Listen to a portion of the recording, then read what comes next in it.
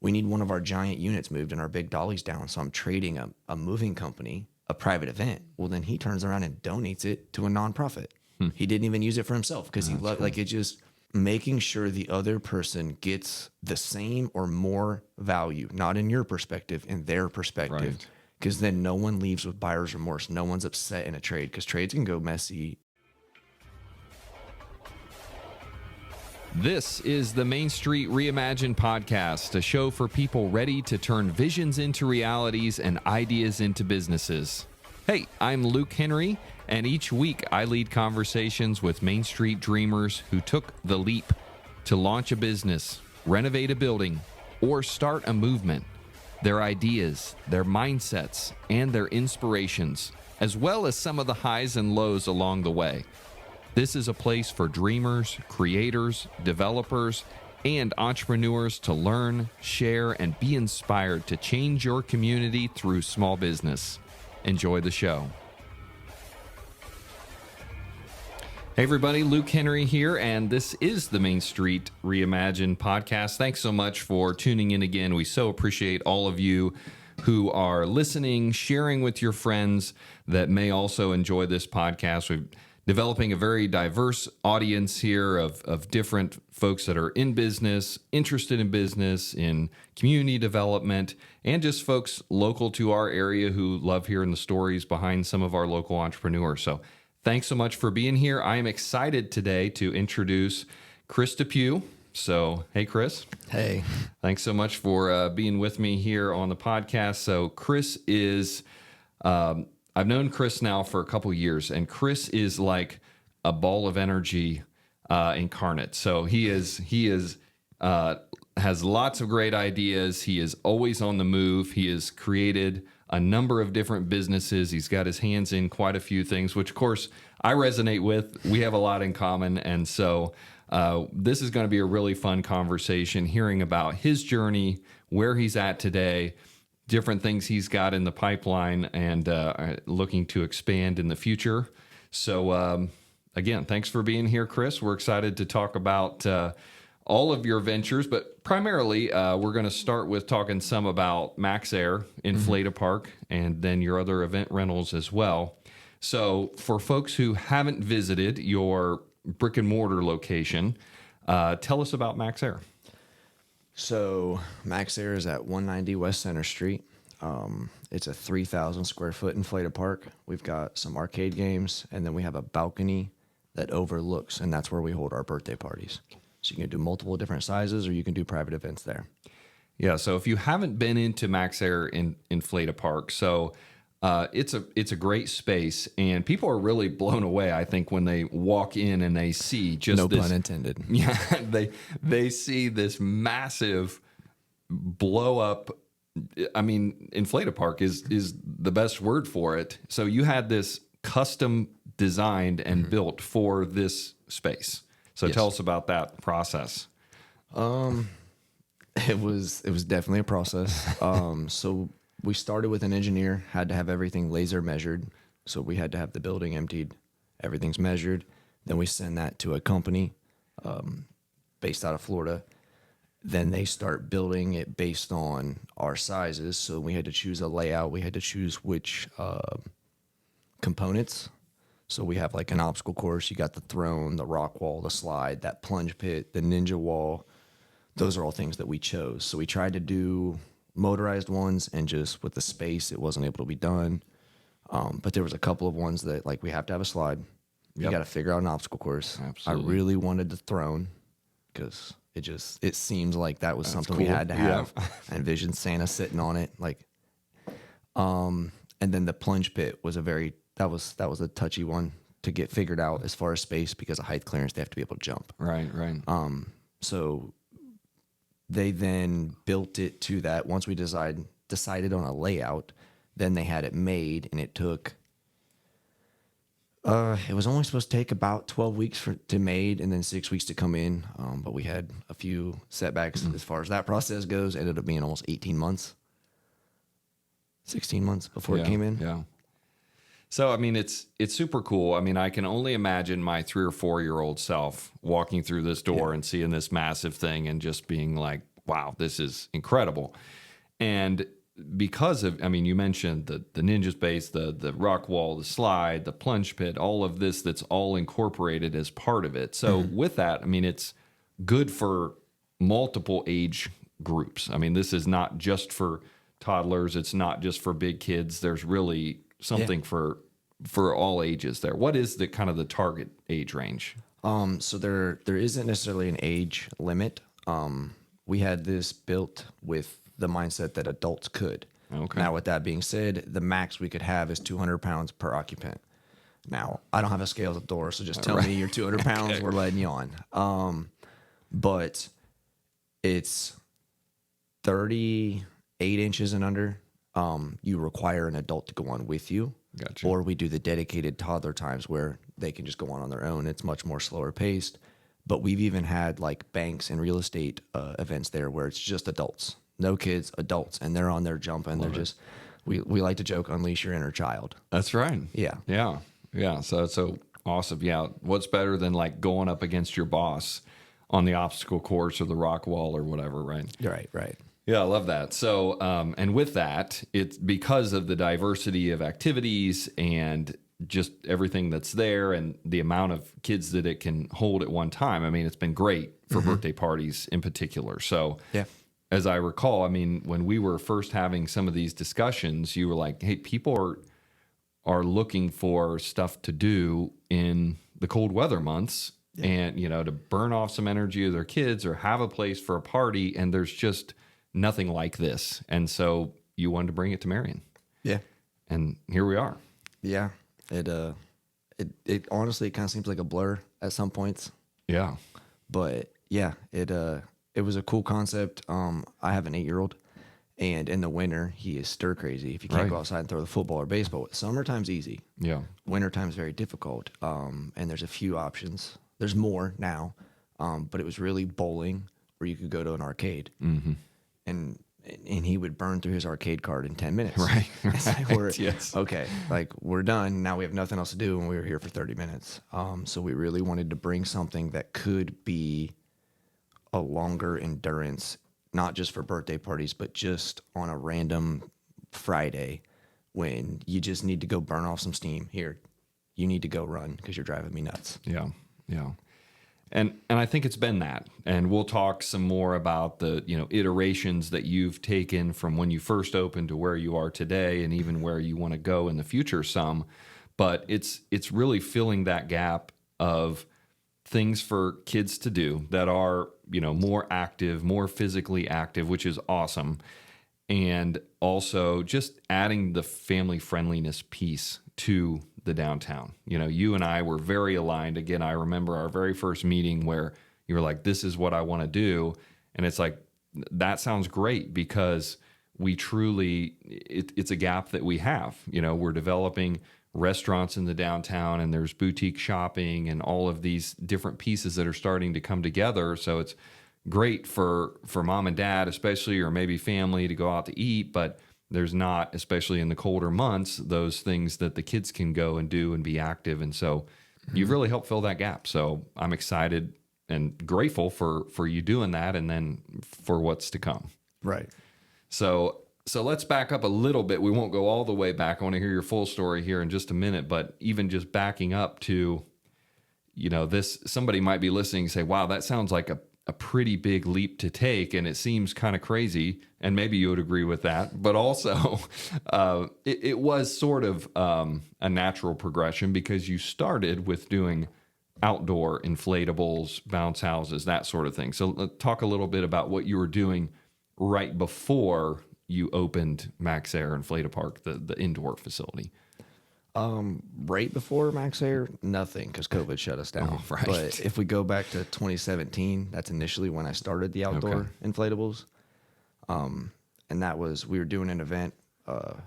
There was a lady I knew that her mom was in some trouble as far as utilities. She had cancer. She had a hard time keeping up. We were just doing a fundraiser. And I tried renting enough to fill the old Marion Catholic, it's now Marion Prep, that yard. We were just going to throw something there, just throw some bounce houses up, charge $5, and all the money goes to her. tried renting them, and there was nobody around here that could get me more than 1 to 2 inflatables, and a lot of them were smaller, and I had to go to Columbus. In order to do that, the prices were astronomical. So we got through this event, we did it, started looking into it, and then it led to me like, okay, there's some money to be made here. And at the time I was driving truck. I worked 5 p.m. to 5 a.m. Wow. So it was real easy to do it on the weekends and in the evenings. Well, I guess pickups by the evenings, but went to Indiana, Kentucky, Michigan, all over Ohio, and just bought up a bunch of used inventory and just started renting it out, pushing it. We did a lot of free events, and then kind of figured a little bit out, found somewhat of a niche market, started renting it, started doing events. Like third Thursday when we started was actually kind of like a beer garden in a parking lot. Yeah. And it kind of molded. It's really it evolved a lot. Exactly. And it almost turned into like a leverage tool where we could actually provide some really cool things, and it really didn't cost a lot to do it. So that we just pushed, okay, we're going to do this, we're going to do this, we're going to do this. And we developed a lot of great events up until COVID, Right. which I think was probably the best thing that happened to the business. Okay. Tell me why. That's probably not what most people's is, Yeah, but right. I had tore my shoulder in 2019 just before all that happened. So my brother, I was paying him to do all the deliveries, and I was like, man, this is passive income. Like, I'm not actually working, but we're still bringing in some money. We're going to keep doing it. We're still providing the services. So I doubled down. I bought another truck. I bought a trailer. We bought an old transit bus. Oh, wow. And we were actually using the wheelchair lift to load the inflatables. So that way we could do it. We had this little dolly with a winch and a car battery, so I could roll the inflatables by myself. Taught my brother how to do it. So we were just much more efficient. So therefore I could be a fraction of the cost. But I had just bought all of that the winter of 2019, going into 2020 season. And we did Kids-A-Palooza at the Coliseum in the spring. And then everything came to a screeching halt. We got a cease and desist letter. We were not allowed to operate. So sitting at home with nothing to do, I was actually able to, during that period, like there was no government assistance for me or anything. We hadn't hit those qualifications. So there was no way to make money. And I still had shoulder issues. So I couldn't actually go get a job either, because you can't shift if I don't have a shoulder driving truck. So I got into rental properties pretty heavy and just started buying those up. So while we were shut down, just got into rental properties. And now that has become my source of income, how I can pay my bills. So it's allowed me to be much more able to take risks, much more flexible, because I've still, to this day, from 2017, never paid myself anything out of the inflatable company. At first it was, oh, we're going to dump it all back in. And now it's kind of become this, like I said, I realized it was a tool to leverage to really make a difference, because if I can just donate these for the day or find one sponsor to cover the cost kind of thing, now this event will bring an extra 50 people guaranteed if you've got these, because when they're driving by, they'll see them, they'll stop. Yeah, I love that. And I mean, I think you and I are very aligned in that regard, in terms of just looking at doing things that make an impact for the community. And I really respect that. And you've done great. I mean, it doesn't mean that you have to live on rice and beans in order to make an impact. You found a way to build a business that pays you enough to live, and then you can go out, make an impact. And I know you have a lot of fun with it too. I mean, this is a fun business to do, both the event rentals as well as the MaxAiir location. I mean, as I think about it, it's like you're getting to celebrate with people. I mean, when do people get bounce houses? Usually when they're celebrating something. It's a birthday typically, or some other celebration. And so you're getting to be part of people's like best days. I mean, that's an awesome privilege. So that's great. The only time anyone's upset is the kids when you're taking it away from them. You're turning it off. Other than that, you're their favorite person. You're showing up with the cool stuff. Exactly. And you got the bright green truck. Yep. So I mean, you bring the party like from the time you hit the curb, right? Yes. That's great. I love it. So let's take it on back a little bit farther, all the way, in terms of your story and what ultimately, tell us your story, where you're from, kind of how you developed some of this interest in business, and how this whole progression has gotten you where you are today? Man, that could go several different routes. I mean, I grew up in Marion. I was actually born in Findlay, but we moved here when I was 2. Okay. And I've lived in Fair Park up until I graduated. I went to Pleasant, but we lived in Fair Park. Okay. Parents both worked jobs. Didn't really have any business people around me, but I was not good at. I always worked. I've had at least 2 jobs since I was 13. Whether it was mowing yards, working at Mega Moo, always had jobs. But I kind of sucked at them. It was great for the first few months, and then I felt like I found a better way to do my job. If it didn't align with my boss, I'd start getting in trouble, whatever else, even if I could prove, hey, look, I'm saving time. Yeah. Well, then you get in trouble if you're done with your job and you're sitting on your phone. So I had always kind of just not fit in, I guess. And I didn't really truly understand until I ran into a guy named Jerry through a network marketing company. Okay. That I had done. I was real big into health and fitness. I had been drinking a lot of Monsters. We switched over to this healthy alternative, and I was 100 miles an hour at this thing for probably a year. Okay. But in doing so, I got around people that had traditional businesses and had everything else. So inevitably, when that fell apart, which now that I'm older, I know, because this was 19, 20, getting around him, teaching me to start reading, to start educating myself, to start surrounding myself with where I want to be and not who I want to hang out with, if that makes sense. Yeah. And just, I guess, getting my first mentor, seeing what he did, and to this day I still call him and talk to him. But it led me to then search out other mentors and other routes, and then that's, I guess, kind of how I got into business. But it was really just figuring it out. Like at my truck driving job, I made a little vending machine out of cardboard because I realized that I could be cheaper than the vending machines. Like just sold honey buns to the people that bought them every day kind of thing. And I'd make 40 cents a honey bun. Like I didn't know it was business at the time. It was just, I can make money in here. Let's go ahead and try this. Yeah. It's so fascinating. I mean, and to affirm your journey, I look back at times in my own and other people that I know and respect. Entrepreneurs often kind of don't fit into some of the traditional models. We're disruptors, where some of us are, certifiably unemployable because we are just so used to looking at there's a better way. There's something else here that could be done. There's a problem here. This needs to be fixed. This could be better. This could be bigger. And that, as you tell your story, those are the things that I see. You're just, at the time, it seems like you saw it as a negative. Like, man, I'm not very good at working, but really it was your strengths coming through that were the fact that you were able to see what other people didn't see. Yeah. And entrepreneurs are hardwired that way. And so it's not surprising that you've taken the fork in the road and here you are. I think that's why that initial mentor and even the network marketing as a whole, it started to teach me that I needed to surround myself with different people. So the people, like the vending machine got shut down because the bosses were upset because I'm stealing money from their vending machines that they have in there. So they were threatening to fire me and other things, all because I was just selling 20, 25 honey buns a week. Hustling honey buns out of the back of the truck. I was making like $30 a week extra on honey buns. But getting around those other people, instead of always getting told, nope, don't do it that way, I could have actually just, instead of having a cardboard box that I opened up out of a book bag like a creepo, I could have actually just bought a vending machine and started putting them in places. So just meeting those kind of people and like, oh, why don't you do that? Those kind of things didn't seem real, didn't seem realistic. Not that I didn't think I could do them, I just didn't really know they existed. I didn't know that was an option. Yeah.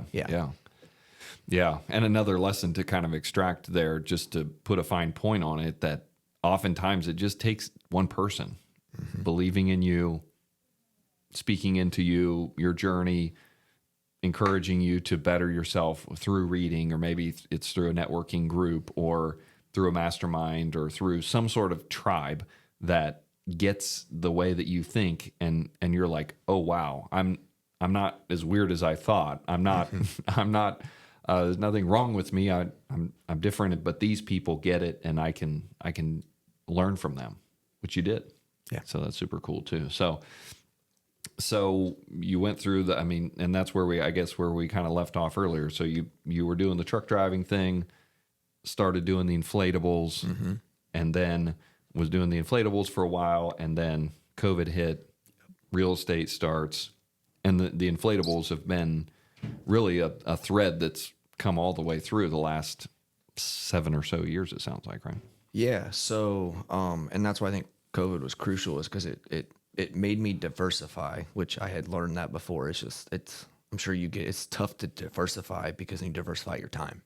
I still struggle with that. I put myself in too many positions and I end up too busy working on it. But it just, after that, it was mostly properties. We didn't do, because for almost 2 seasons, we really weren't able to operate. Because even towards the end, it was like, well, you have to have the kids wearing masks. It can only be this many at an event. Permits weren't allowed to do bigger events. And then a lot of the events we had done and created over the last few years were gone, like just dissipated. So it wasn't the same landscape. And during COVID, there was a lot of other things, we were the only one around at that point.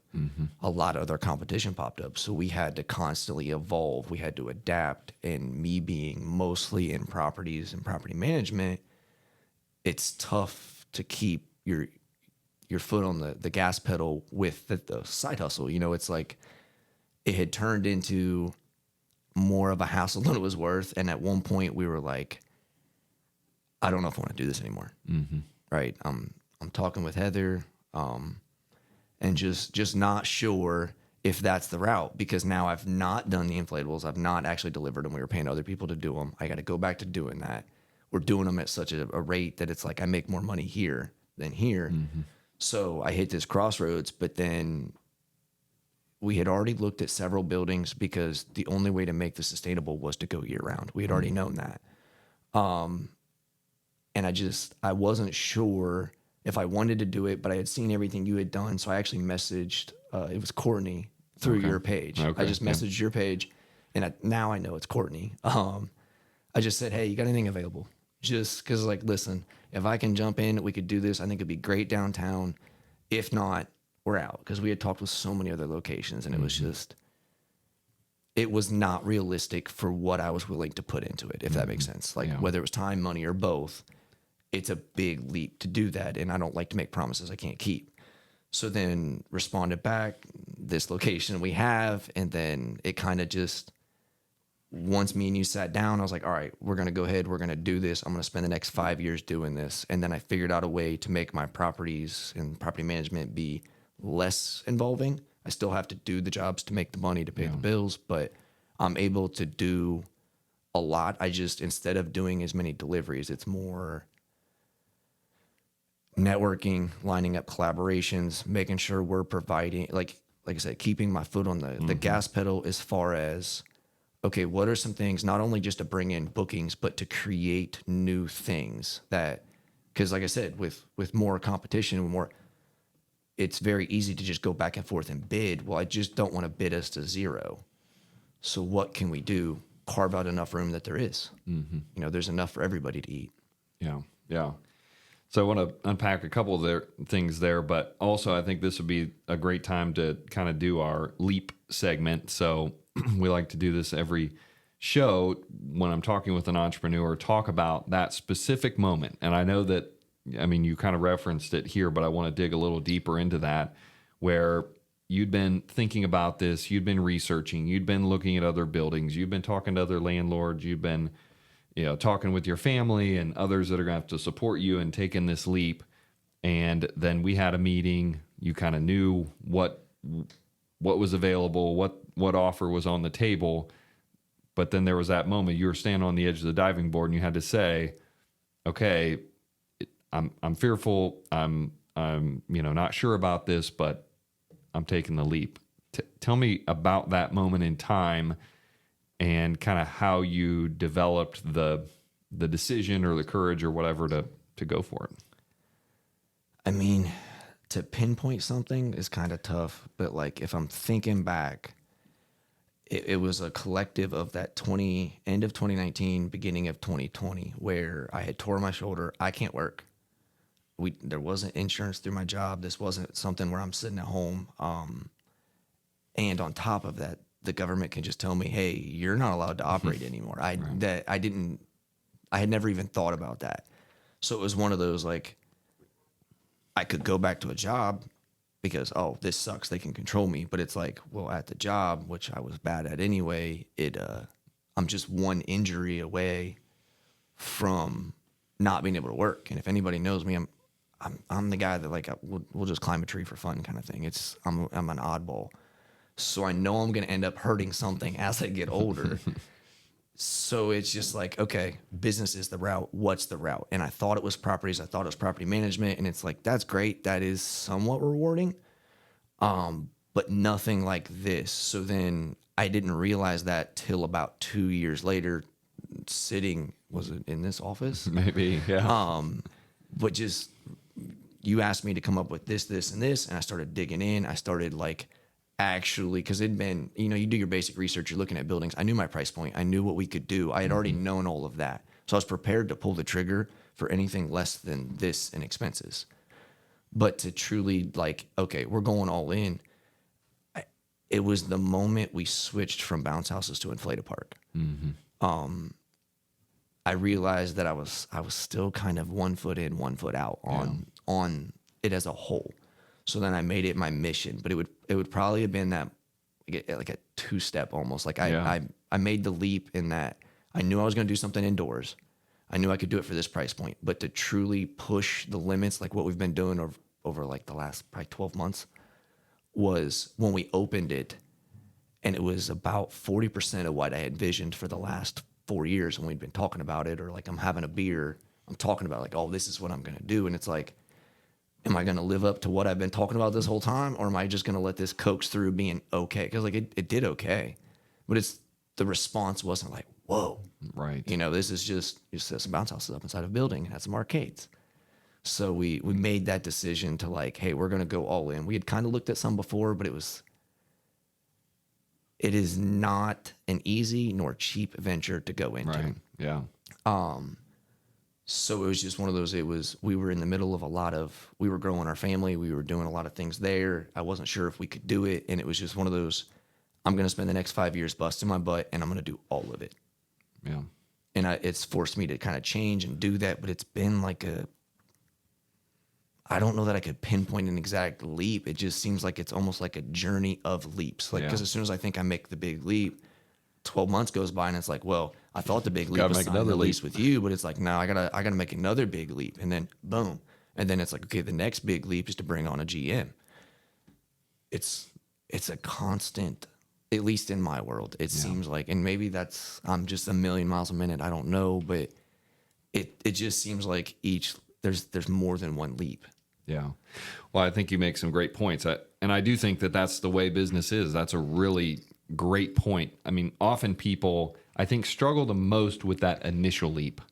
But, like, once you're in it, then it doesn't get easier. Okay. I mean, you do have to continue making leaps if you're going to get to the next level of growth. And that's what I hear you the leap kind to of business, outlining. It would have been right around COVID then, when I realized I was bad at a job and they could do the exact same thing as the business, but there's more reward with that, more freedom with that, more control. Yeah.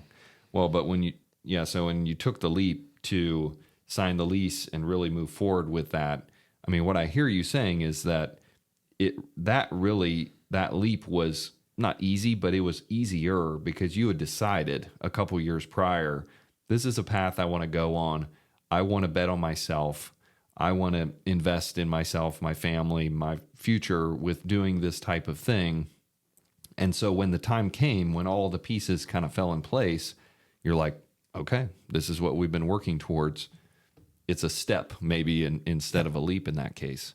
But I also totally understand what you're saying, because once again, we were having conversations around that time. You'd been in business, a year or so, and in the brick and mortar there, and you were like, it's not living up to its potential. I've kind of been holding back. I think I'm going to take a leap again to really do this like big, bold Inflatapark. It's going to be impressive. It's going to be something people get excited about. It's going to be one of a kind in the area, and it's going to be expensive and it's going to take some time, but we're making this investment. And so I remember having that conversation with you because you're like, I'm planning on staying here long term because I can't roll this thing up and like go set it up somewhere else. So just making sure we're good.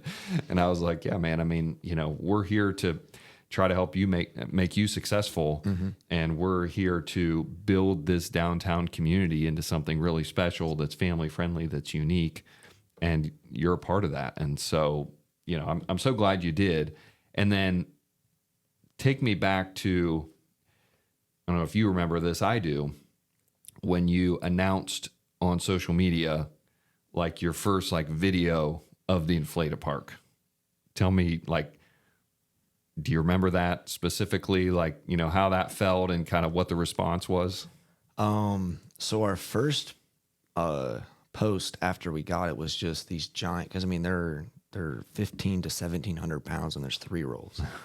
And it was just a picture of me sitting on top of it because I was just excited. Like it had been over a year. We had been working at getting this thing in, like between the design process and everything, and even with that pause in between where I did make the leap you're talking about. We put up a picture of me just sitting on it. And it was one of those, I didn't even know it was getting posted. We have another person that runs the Facebook. It just happened. And it had like, I couldn't tell you the amount, but it was 4 times what any of our other posts had gotten. And then it took us a while to get it installed. And then when we did post that first video, it was, oh, this is awesome. Oh, this is great. And anybody that walks in the door says the same thing. Yeah. Yeah, I remember that video specifically where it was kind of like, behold the grand tour of the Inflatapark. And I mean, it was like hundreds of shares. I mean, everybody was, really stoked about it because it is so unique. It is so cool. And again, take yourself back into that 3, 4, 5-year-old that walks through the doors and it's just like, this must be what heaven is going to be like. If you're 3 years old, I mean, that's what you're thinking, right? Yeah. I mean, just Wednesday at toddler time, all the kids, they come up, they high five me every time. They leave so excited. Even when they're leaving, I can't wait to come back. It's very rewarding in that it gives them a place to go. Cause like, for example, mom's working, they'll come in and they'll just do work over on the table, or they sit in the massage chairs while they get to watch their kids. Oh, perfect. And the kids love it. Instead of sitting at home or trying to figure out something, because I've been at home with my son where he's driving me crazy and it's not fair to him. It's not fair to me. I'm not mad at him. I'm busy. So it gives him something to do while I'm finishing my work or while I'm doing this. I do all of my meetings at MaxAiir as much as possible, because I can turn the inflatable on, and not only my kids, but whoever I'm meeting, hey, you can bring your kids. I think you got to have a sitter. You got to leave your kid at home. Like even just that, where it could be to where like, we'd love to add just a meeting space where like, hey, your kid's here, you can have a meeting. Like bring your kids to work all the time. Cause like even just the car ride to and from, like my 8-year-old, that's when he opens up, is in the truck with me. Yeah. So it's like, even just driving to and from work, you get so much more conversating than when you're trying to pull info out of him. Maybe that's just my son. But you got to drag info out of him sometimes. We get into that truck, it just starts pouring. Hey, you're coming to work. He gets to jump on the bounce house with his friends while we're knocking out a meeting. It just, I don't even remember where the question started there. Sorry. No, I mean, I love where you're going with it, and that's something I want to talk about. I mean, you've involved your family in this venture. I know that when you first started, again, I was there the very first night that you opened for Open Jump the first time before the Inflatapark. And I mean, your mom's there, your dad's there, Heather, your better half, your fiance is there, your son's there. I mean, the whole family's there. And I'm sure they had been there, through the entire process. I've seen them at events and stuff since then, and they're actively involved in the business. What has that meant to you?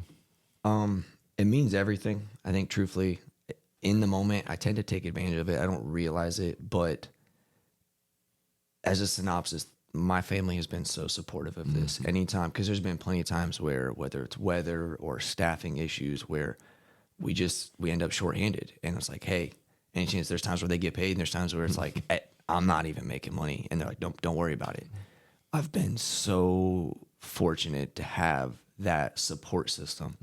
And it's awesome to see, like, me and my dad are now business partners in a different venture. Like, somebody he didn't have any business influence around him too, but it's been able to bridge that gap of like, it's allowed us, like, working together. A lot of people say you can't work with family. And I think you got to find the right role within the company, and you can.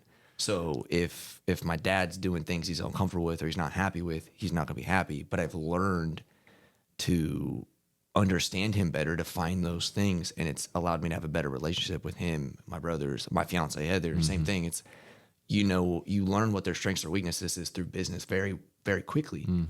It tends to bring the worst out of people, even myself. So it's one of those.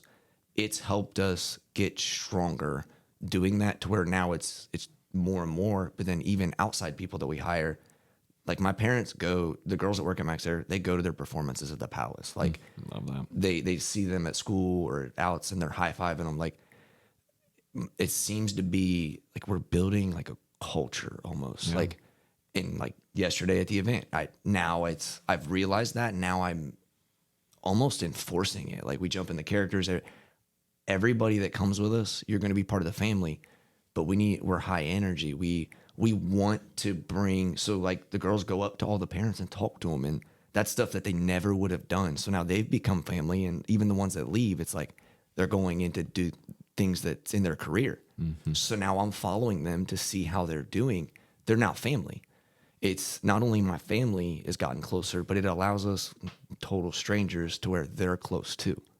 I think it's become a very important part of this. It just comes back to, it just seems to always, the entertainment industry is just a massive leverage tool for good. Yeah. So much goodness there. And I agree. And I mean, I see your progression as you're growing this business, that you've been able to build a culture. You've been able to build into people that are going on to other things. Some of them that don't work for you anymore, but you still are following their journey. You're a point in their journey. And hopefully you're that person that you had in your journey that helped at that inflection point where they needed some positivity. They needed a kick in the butt. They needed somebody to encourage them towards a dream or a goal or an outcome. And that is one of the great joys of business. I mean, we talk a lot about the perils and the pitfalls and the hardships of entrepreneurship, but you've just identified, what keeps us coming back for more punches to the face sometimes is these joys that come along the way. And a lot of it's through the people. Having people on your team can be difficult, right? But it can also be the greatest source of just joy from being able to do business. Yeah. I mean, in any job, if you had 4 bad days in a row and 1 good day, you're going to hate your job. But in business, it happens all the time where like Monday through Thursday sucks, but Friday is amazing. And that 1 good day with like, and it could be something as simple as like somebody you've been working on hitting this goal finally does it, like even on their own. That is the most rewarding thing. If like, I've been telling you to do this or trying to show you or figure out the best way to resonate with you, and you do it. It could be the smallest of things, and it makes up for all those bad days. And there's plenty of bad days in business, but those few good days, and sometimes there's a lot of good days. It's not every week where you have 4 bad. Some weeks it's 5 good days, and like those days will last you for a month of bad days. Yeah, you've got to be able to do that as an entrepreneur. I think that sometimes that's hard to articulate to people that haven't been small business owners or entrepreneurs before. And sometimes, this would be a great episode for me to point them to, if they're considering this and they've never done it, where it's like, hey, there's going to be some tough days. I mean, we could sit here and tell some stories of some real low points in your story where, maybe you opened up for an event and nobody showed up, or 2 people showed up. And I mean, you just feel so defeated, but yet then you have the ones where there's a ton of people. It's high energy. People are thanking you. You see the joy on the kids' faces, the smiles and the laughter and everything. And that's what makes it all worthwhile. And you got to have the short memory on the bad days and the long memory on the good days in order to propel you, because it's a rocky road, right? Yeah, I think not intentionally, but I live it to where it's every bad day is something to learn. So like if we're dead in an event, and it's happened, we're dead in an event. By the time the bounce house is deflated and put away, I've already identified 1 to 2 things that went good and 1 to 2 things that, okay, next time we're going to change it, and then implementing it. And it's doing that makes those bad days less bad and the good days more good, you know, because it may not be, oh, we didn't set up the right stuff, or, oh, we didn't have the right. It may mean that, like, I failed as a leader that day. Like, they made that mistake, but like they left an extension cord on job site, not because they forgot, but because I didn't have the proper processes in place. That's right. To remind them to grab it. So it just makes sense day to day, because you can't change your situation at a job, but you could change your situation. Like, at a job, you can't have that self accountability, because at the end of the day, if your boss or one of your coworkers is mad at you, and it happened in my life at least, you're always one job change away from hating or loving your job. I learned that. There was jobs where I loved them. It was awesome. Management changes. I'm no longer a good fit anymore. And I didn't change my work ethic. Nothing changed as far as my job duties. But now I'm low man on the totem pole. I'm getting all the grunt work. It didn't matter what I did. But in business, if you have a failure, it's only you can fix it. So like, I would take that on its worst day versus the best day at a job, because I control my own outcome.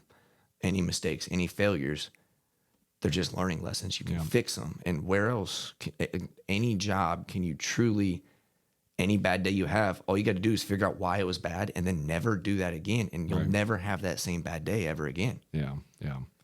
There's so much richness to what you're saying, and leadership lessons that you've obviously picked up along the way. I mean, and I just very impressed and proud to hear what you've learned through this process, and just how you've learned leadership. You've learned how to leverage building a team so that you can have your hands in a few different things and not let balls drop that you're missing because you're trying to do everything. You've identified that there's certain things that you're not good at, or you don't enjoy doing, or if you're in charge of it, it's not going to get done. And so you've built people in around you as part of your team to make that happen, and you're starting to see some success from that. So that's awesome. Yeah.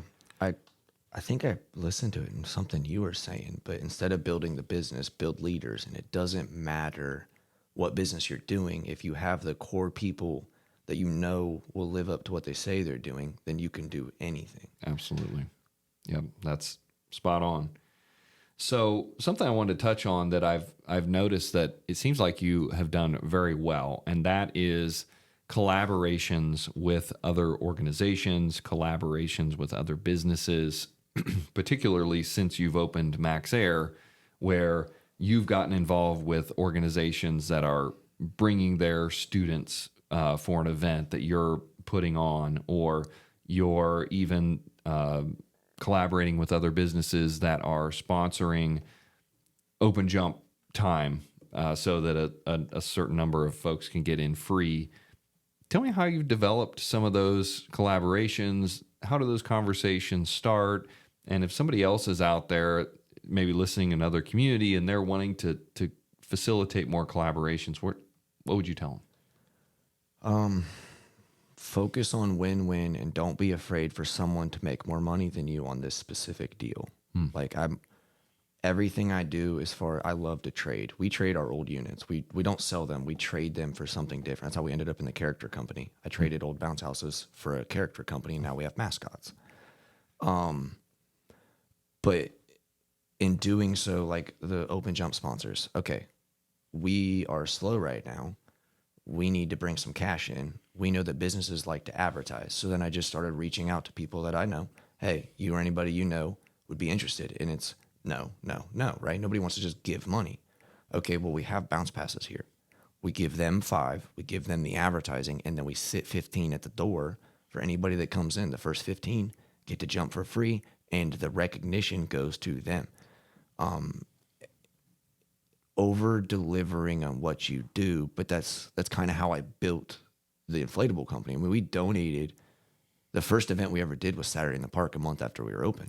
And I donated every single one for free. We had 8 units at that time. It took me, I probably spent 10 hours on setup.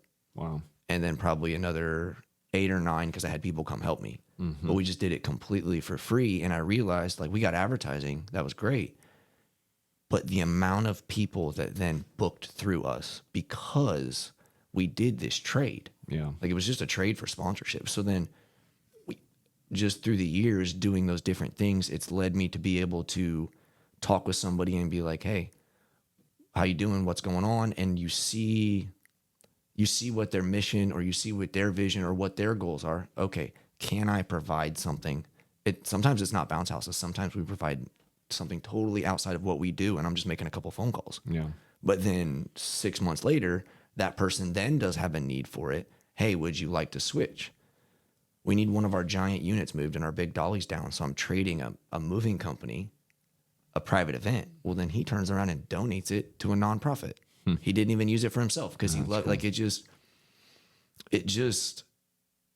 making sure the other person gets the same or more value, not in your perspective, in their perspective. Right.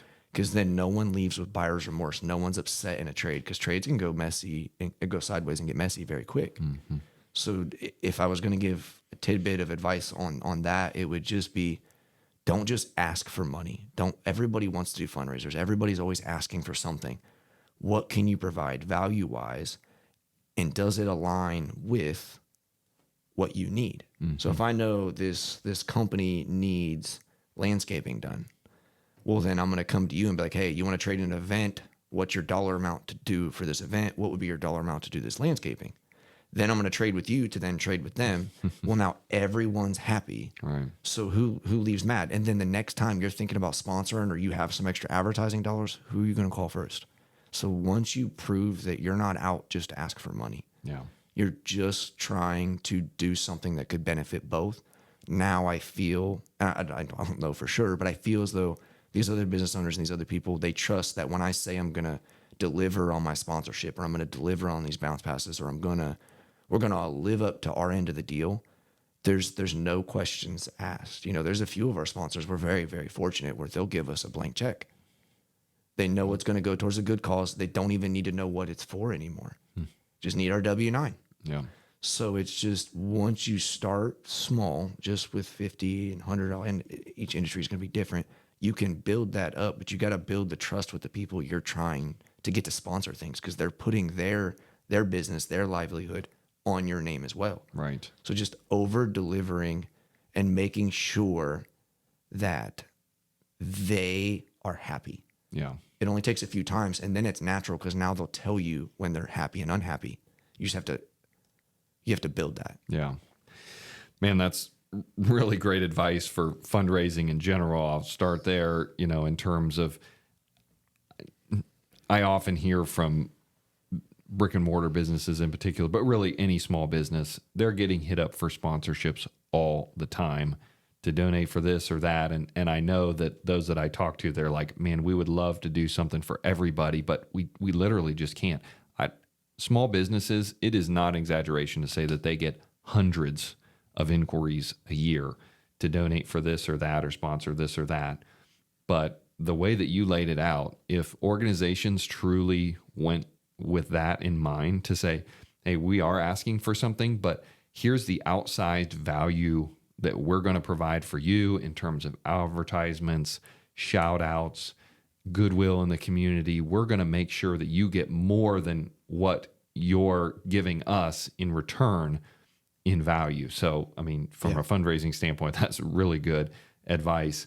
But then really, even just as a business, the way that you described it, I'm thinking that's the value proposition for any business, because if somebody comes in to MaxAiir, you want to make sure that they leave feeling like they got more than $5 or $10 worth of fun and value out of their bounce pass than, and they're going to be like, wow, that was really worth it. And then they're going to come back. And so that's the way that business is built, by always, especially in the beginning, what you said about giving things away, donating, trading, just being scrappy to get your name out there, that's absolutely excellent advice, because there's so many that start down the road and they're just like, okay, now what? Well, I don't want to give away my service because it kind of devalues what I'm doing.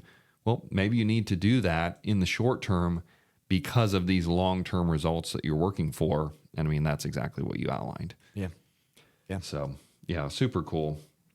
So, as we kind of, I guess, take it home a little bit, a couple other questions I have, but I mean, what is, as you're looking forward with MaxAiir, you're looking forward, and I know you're collaborating with other downtown businesses, looking at ways to help one another, coordinate hours, and just really have a vision for what the possibilities are that are more than what they are today. What are you excited about? What do you see in your vision for MaxAiir, but also for the downtown community as well? I'm probably most excited to see the willingness. Because I grew up in a world where like nobody really helped anybody. That wasn't, you had your tiny circle. Those are the people you could trust sometimes, and that was it. But when it comes to a lot of business owners in Marion, and there's specifically downtown, there's a lot of people that time and time again, you don't have to do it. It's not necessarily a pain, but it's one of those, like, it's easy to say no, but people don't.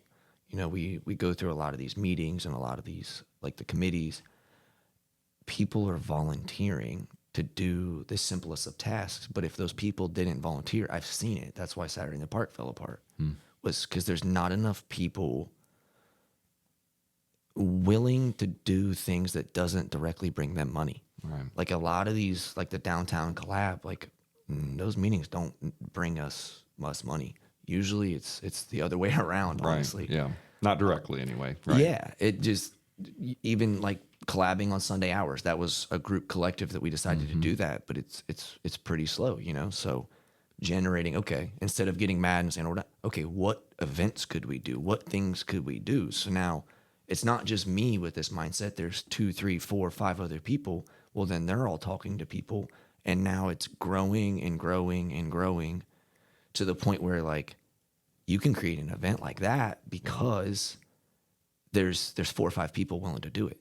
You know, like 50-50 raffles at Third Thursday. Like you don't have to struggle to find somebody. There's so many people like, yeah, I could do a shift. Yeah, I could do it. So it's not one person having to do it every single time. It's not one person having that burden. Yeah. It's multiple. I'm most excited for what it's going to look like in 3 years, in 5 years, because I kind of live like a few years in the future. Yeah. And just what I think the landscape's going to look like. And up to this point, I've underestimated it every step of the way.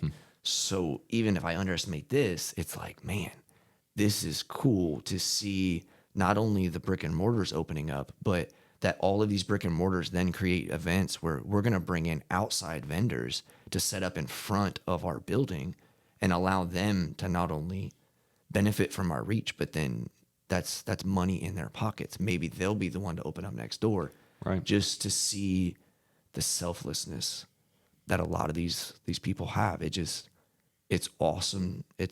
That's probably what I'm most excited about. Yeah. I think obviously it leads to the very cool things, which I love. I think that would have happened anyway. I think it would have just been a lot longer. I think it's going to happen quicker and cooler with the group because it's only going to grow. Downtown's kind of like how I treat my business. It seems like there's just more and more leaders stepping up, willing to do things, and then they're bringing people. They're not just showing up, they're bringing people. But then if I miss a couple of meetings because I'm busy, no one cares. They're sending out the message, but it's getting done. So to see the development in I guess the culture downtown specifically, but in Marion in general, because we do a lot with other businesses that aren't downtown, and doing events. Like we're making an event for next year where it's going to be more inclusive. That's cool that there was so many people willing to step up. So it was pretty long-winded, but I'm most excited about the people in place now and what I've seen grow just in the last year and 2 years. It's going to continue to grow like that or better. We're going to see a lot of change, and a lot of change in a good way. I personally feel. Yeah. That's what I'm excited about. Yeah.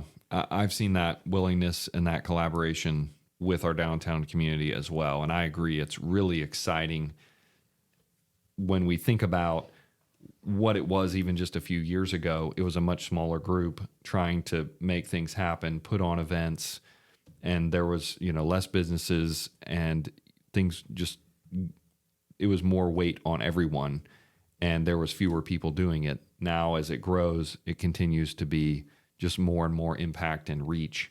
And I also am really excited for the future. I mean, I'm excited for the present. I also look back at how far we've come, and is exciting. I think we've got to make sure we're celebrating that. We're continue to share that message with people locally, people in our region, that, hey, this is a place where you can come. And there are activities for different ages, groups, shapes, and sizes. There's day activities, there's family things, kid things, but also what we're all continuing to iterate and build. So do you have anything that you want to share that's kind of coming down the pike in terms of MaxAiir that you're actively working on? You don't have to if there's secrets that aren't ready to be shared yet. I mean, please stop out, check it out yourself. But yeah, my dad actually put it best the other day. I was talking about, I have a million different ideas, and some of them are crazy at that moment, and some turn out to be not crazy, those same crazy ideas later. But he kind of worded it as like a bag of tricks or a bag of ideas. And depending on who I run into that day, that's the one I'm focused on. But we've got several that we're working, but we're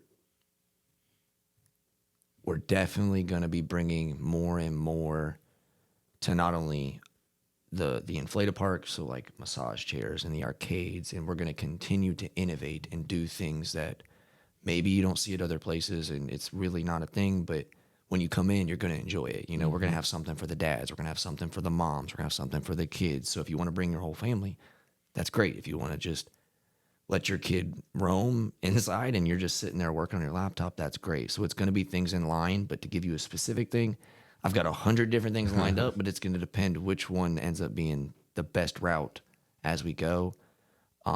But with what we're growing outdoors, and I can't talk about that, we're adding the characters we're adding. We just did our first time doing the face painting tent. So now we're offering face painting. So we have a school reach out, hey, we want gaming, face painting, something interacting with the kids, and also some bounce houses. We provided that entire thing from start to finish and staffed it. Mm-hmm. So we had an arcade tent, we had all the inflatables, we had the characters. We're going to be able, as we get those more efficient outdoors, we'll be able to actually provide those services at our indoor location too, at very limited cost, if not free, because we work so well with sponsors that our goal is to continue to keep our prices where they should be, even with how crazy the economy is getting. Yeah. So we're trying to split that difference using sponsors, and so far we've been very successful with at least the sponsors. But bringing the characters, we've started doing that. If you've drove by, there's going to be Fridays where we've got the characters standing outside, or we're interacting with the kids, or we've got the Easter Bunny on the bounce house jumping with you. Santa and the Grinch have been on there. We're going to continue to incorporate those. It may just be random, it may be scheduled, but it's always going to be unexpected, I guess. Yeah. Like it just, because we have such a variety of options that we offer outdoors. As we start to figure out the best ways and which ones to incorporate indoors, I think that's where one's going to take. We're going to go with that. Okay, maybe we should have characters all the time. Maybe we have the gaming, because we do like the Madden birthday parties. That was an extent of, we were already working on something outdoors. Well, now we offer that birthday party indoors, so the kids get to play Madden and also jump on the bounce house. So just different things like that. It's going to continuously evolve. In my vision, it's going to become what it needs to, but it's going to be a module. So it could be gaming, but it also could serve as a real estate gig on a Tuesday. Mm-hmm. So we're going to continue to add more as it fits in line with the space we have. Yeah. Yeah, something I've seen you be very good at that I admire and I encourage other small businesses to do is just try stuff. There's often things that you can try an event, get that feedback from people, whether it's directly verbally that they're telling you, or they didn't come, or they did and they gave you feedback, and just continuing to iterate, just trying different things and see what works, see what resonates with your particular customers, who your ideal customer is, who you can serve the very best and what they're looking for, and then ask them. I mean, they'll tell you. And I mean, you've done a great job of just, I've seen that iteration and just constant improvement since the day that you opened your doors. And so I expect that that'll continue to be the case going forward. So we're excited for that. So, man, lots of lessons here that we've talked through. I think you've brought some real gold in terms of just sharing your insights from your journey, the leadership lessons you've learned, the business lessons that you've learned,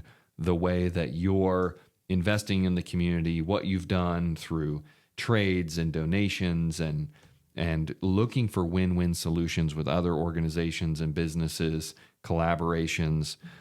So, I mean, I'm excited for the future. I'm grateful to have you as part of the downtown community, and we're looking forward to it. So before we wrap up, I want to make sure that you give just a little bit more info in terms of how folks, if they've heard something here that resonates, they're like, oh, I have a birthday party coming up, or I need to plan for this birthday party this winter, or, oh, I want to find out about this toddler time and some of the other events you have going on. Tell us a little bit more where folks can find that information. The easiest place to book is going to be Book MaxAiir, and it's 2 I's in air, bookmaxair.com. But you can also go to our Facebook page. It's going to be MaxAiir by Infinite Inflatables. But you're going to keep up to date on anything, anywhere we are. We're pretty good about posting where we're going to be and where we are and what we're offering on Facebook. But then obviously we have a great website. You could book right through there.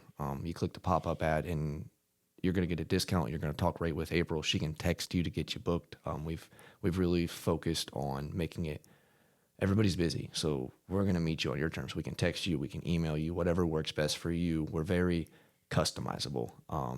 But we offer indoor party packages, outdoor party packages, tents, tables, chairs, dance floor, DJ services. I mean, any event you're doing, we joke that we're the party plug doing cool stuff. I love it. But anything you need, send us a message and we can make sure we happen. If we don't personally offer it, we have dealt with someone that does, and they're going to give you a great service, and we'll be able to facilitate that and make it happen. Yeah. So MaxAiir Inflatapark, located at 190 West Center Street. Again, so different things are opened at different times. So there's certain times for open jump. There's certain toddler times. All of that is on Facebook. Is probably the best place for folks to keep up on what's going on, when it's going on, so that they can bring the kids in, let them burn off some energy, check out the party areas, see if that's a fit for their upcoming thing, or some of your other services that are outside of that facility. So yeah, we have people that come in and just use our massage chairs during open hours. They don't have any kids. They just come in during their break and jump in the massage chair. Very good. All right, Chris. Well, thanks so much for being with me. Thank you to our listeners. If this was valuable to you, I would certainly appreciate your rating and review and sharing it with somebody that you know. See folks that are sharing on social media, really appreciate that, and just trying to help us get the word out. We believe that these stories, these lessons that we're sharing are so valuable to folks here around our community and beyond.